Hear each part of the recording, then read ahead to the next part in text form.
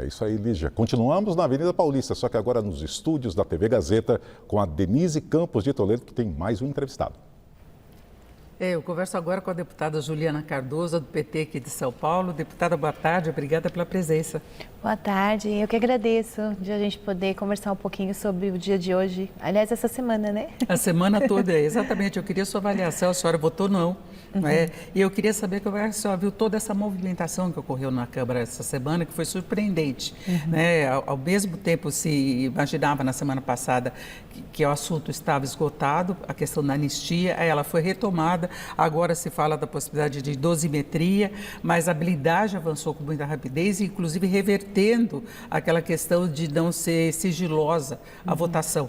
Isso foi uma manobra de última hora que aconteceu. A que a senhora atribui? Como é que vê a liderança, a presidência, na verdade, de Hugo Motta em frente a tudo isso? Primeiro, com muita tristeza e envergonhada, né? Diga-se de passagem, porque ao invés de a gente estar trabalhando para poder pensar em projetos de lei que vão beneficiar o povo brasileiro, como, por exemplo, a relação do imposto de renda, como a tão esperada, né, PEC para acabar com a 6x1 na relação do trabalho, a gente se dá todo aquele congresso voltado para esse tipo de PEC para poder assegurar, colocar muros a determinados parlamentares que a gente sabe que está na mira da Polícia Federal, né?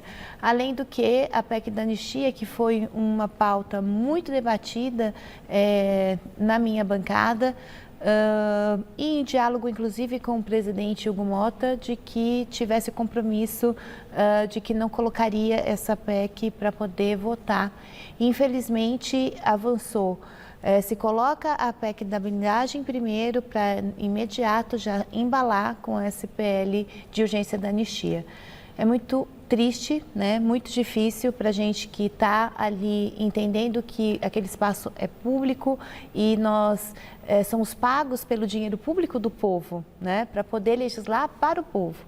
E aí você tem a maioria desses deputados que estão votando para poder beneficiar a si próprio.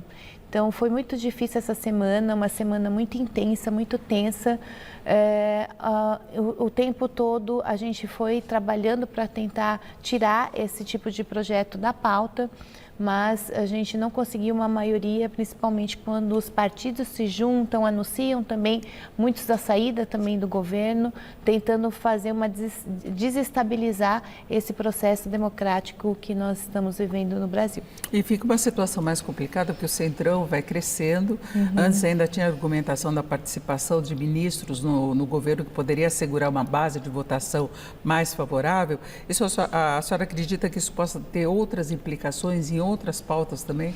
Eu acredito que a ideia, a gente já está praticamente há um ano das eleições, né, de presidente da República. Então, eu acredito que isso também esteja sendo muito pautado, além da situação do próprio Bolsonaro e todos aqueles que estavam ali com ele, inclusive os coronéis, nessa tentativa novamente de golpe de Estado no dia 8 de janeiro.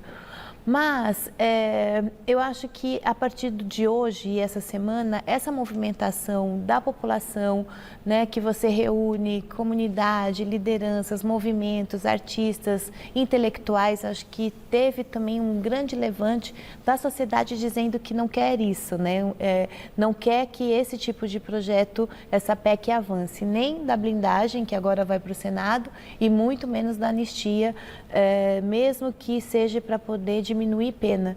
Acho que a gente precisa ter uma clareza de quem ataca a democracia, né? Quem que tenta ceifar a vida de um presidente, seja de qualquer ele for, de qualquer partido, isso não pode acontecer e tem que ser pago pelos seus crimes. Agora, no fechamento da semana, ficou a percepção, inclusive hoje, das manifestações e declarações que vimos, da possibilidade de o Senado barrar a PEC da blindagem e do Paulinho da Força, na relatoria do PL da dosimetria, não seguir uma linha mais extremista, que seria uma coisa talvez discutida, inclusive com o STF, principalmente os participantes de 8 de janeiro.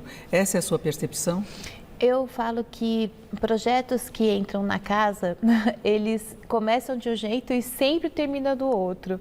Às vezes para o bem, às vezes para o mal. Porém, esse projeto não tem discussão. Ataque à democracia é quando você tenta ceifar a vida de qualquer um, seja ele STF, seja ele presidente.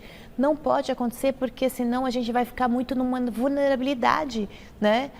Haja vista Eduardo Bolsonaro sendo pago pelo povo para poder trabalhar contra o povo brasileiro fora do Brasil.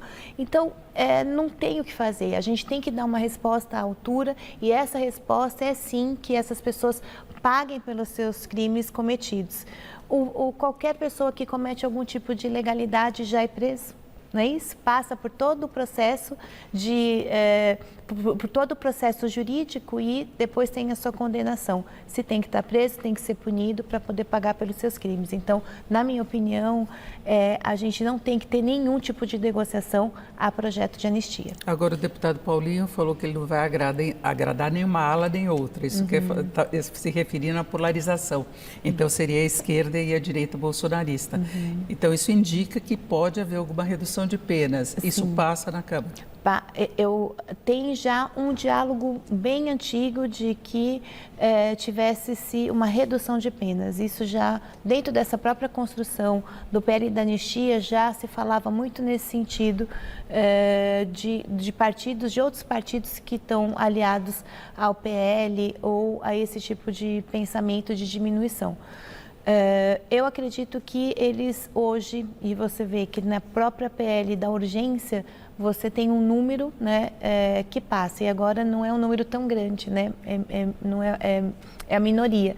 Portanto, eu acredito que essas negociações elas vão caminhar, né, mas eu estou ainda muito esperançosa que o povo brasileiro se levante para a gente não passar nenhum tipo de projeto de anistia. Mas sim, é possível que passe com uma maioria organizada pelos partidos que já votaram nesse PL.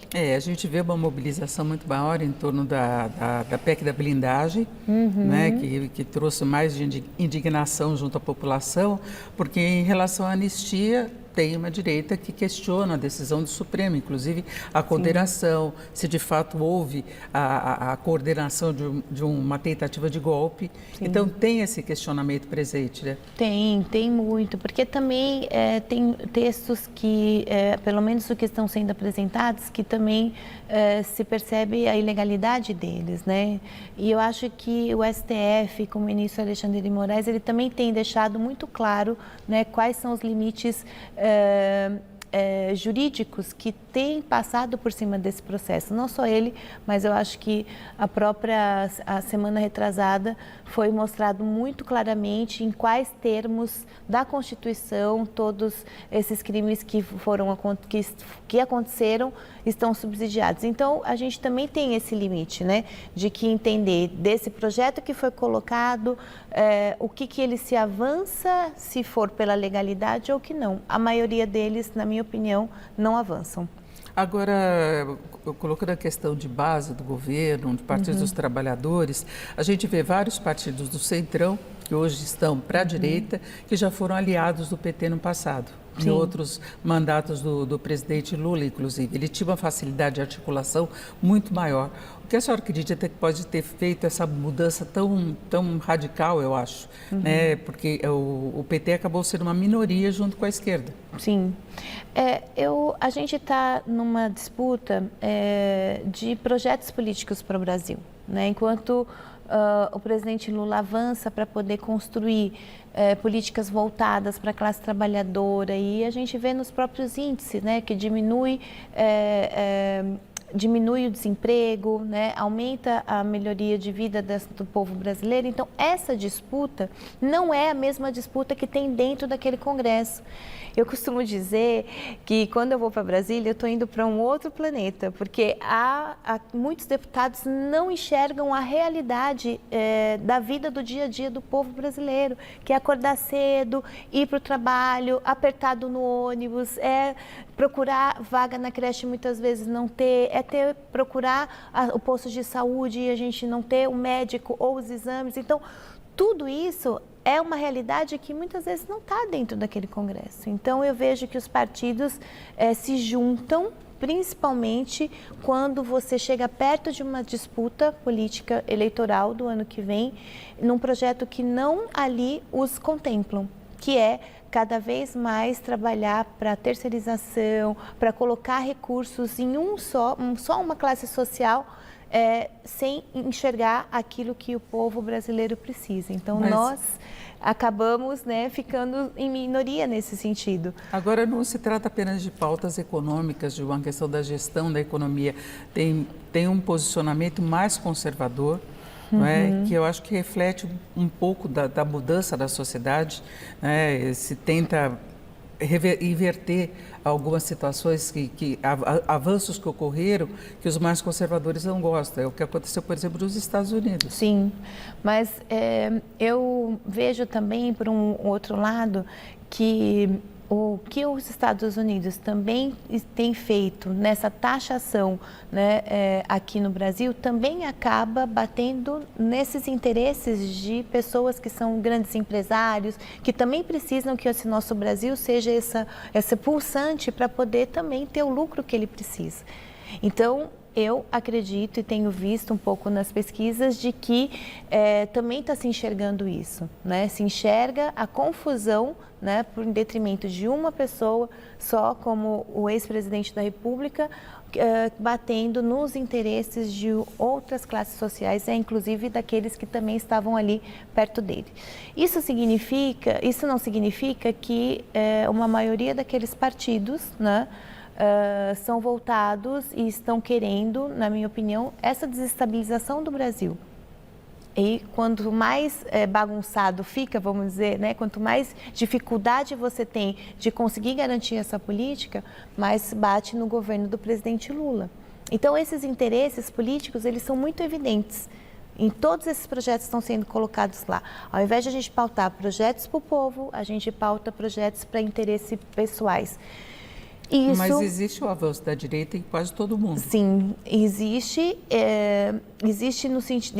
em determinados pontos, mas não nesse da anistia e nem nesse na blindagem. Nesses dois projetos de lei, eu vejo que não tem aproximação das pessoas que os apoiam, a não ser dos parlamentares, senadores e deputados que estão ali presentes. Agora, houve um erro de avaliação do PT nas negociações em relação a essas votações, porque se apostou muito na possibilidade de não passar o regime de urgência, por exemplo.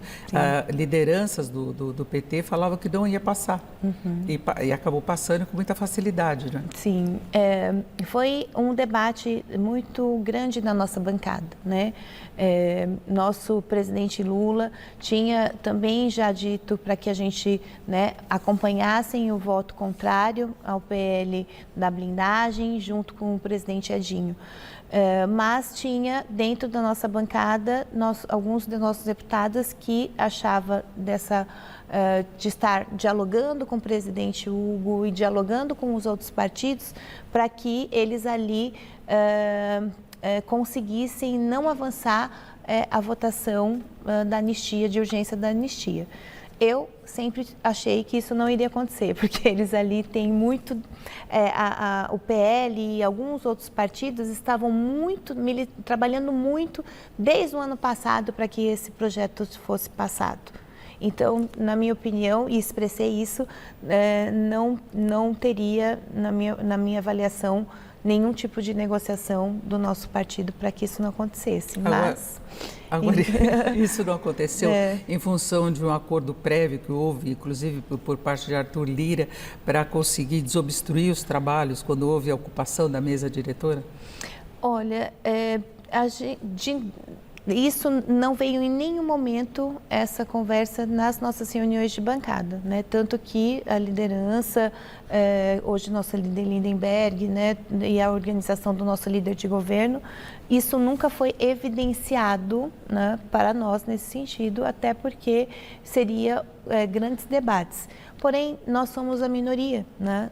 De uma certa forma, no contexto daquele Congresso dos 513 deputados. De fato, o PT, né, a nossa bancada e a nossa orientação é orientação não à aprovação tanto da blindagem quanto da anistia. Então, essa era a posição, mas parece que as lideranças do Centrão e da direita tinham um outro acordo que o PT foi deixado de lado, né? Os partidos de esquerda foram deixados de lado. E vale lembrar que teve alguns parlamentares do PT também votaram a favor da blindagem, sim, né? Sim, e isso é isso que eu disse, foi uma longa discussão de a gente caminhar para a votação contrária a esse tipo de projeto. E mesmo com essa possibilidade de que alguns dos nossos votassem a esse projeto para que não entrasse em anistia. E foi um debate onde se dizia, olha, isso acho que é muito difícil acontecer, né? Mas o fechamento da maioria de questão da nossa bancada foi para não. E a senhora vê essa diferença entre a Câmara e o Senado com possibilidade de barrar o avanço desses projetos? Eu acredito que da blindagem, eu acho que sim, teria um avanço, teria uma possibilidade de não passar, né?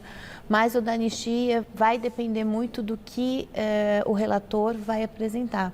Então, a gente não sabe, quando ele fala assim, não vai ser nem um lado e nem o outro, mas qual que é o texto? Então, é a partir do texto que também se organiza uma formação de opinião, não é, perante aos outros partidos. Porque houve toda uma discussão e um posicionamento sem ter o texto formalizado, Exato. Né? A gente uma foi votação curiosa, inclusive. É uma votação que, assim, eu sempre falava assim, mas cadê o texto? Cadê o texto? É votação de uma ideia. Era uma ideia, não tem texto, né? E eu aprendi desde quando fui vereadora da cidade que você não vota nada se você não tem o texto final para poder ler, entender e avançar, discutir ou debater, aprovar sim ou não.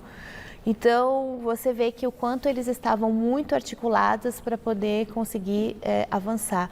Tanto na da blindagem, que aí você blinda os parlamentares, e o PL da anistia, que passa, né, não só por Bolsonaro, o ex-presidente da República, Bolsonaro, mas também todos aqueles que acompanharam ele nesse projeto de golpe de Estado. Agora, encerrada essa fase de votações, na sua opinião, há condições de avançar com as pautas prioritárias do governo, especialmente a do imposto de renda? Eu vejo que está muito polarizado, né? Daqui para a semana, eu acho que ainda, mesmo tendo já o relator específico da anistia, vai ficar muito pautado ainda nesse projeto. Eu estou querendo muito, né, não estar certa, né, dessa minha informação, e eu gostaria muito que a gente pudesse, para a próxima semana, não ficar de olho nesse projeto da anistia, mas a gente passar projetos importantes para o Brasil e para o governo. Isso, eu agradeço muito a participação da Juliana Cardoso, que é deputada federal pelo PT. Obrigada pela sua presença. Eu que agradeço a oportunidade. Isso.